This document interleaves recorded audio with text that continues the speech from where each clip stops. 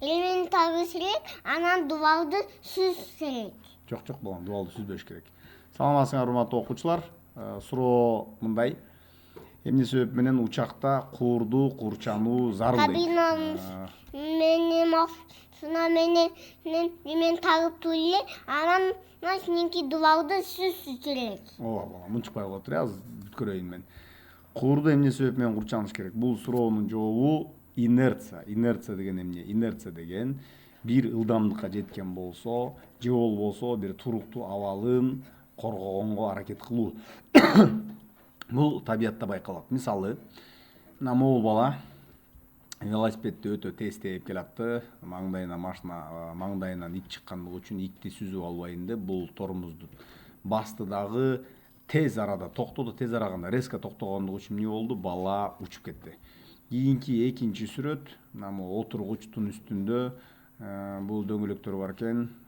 Бул бир ылдамдык менен келатты, тез ылдамдык менен келатты. Сүзүп токтогондо киши эмне болду? Алдыңды көздөй учуп кетти. Мисал, кийинки мисал машина менен үстүдөн сүрөт тарта турган болсок, машина оң жакты көздөй, сол жакты көздөй бурулса, ичинде отурган кишилер эмне болот? Бул капталды көздөй жабышып калат. Эмне себептен? Анткени машина биякты көздөй жылып атат, бурулуп атат. Киши болсо түз биякты көздөй кеткиси келет. Ушул ылдамдыкты коргогусу келет. Адам ичинде бир ылдамдыкка жетип калды да. Ошол себептен стенага, могул эшикке жабыша түшөт. Эми учак ылдамданып баратканда, токтоп баратканда эмне болот?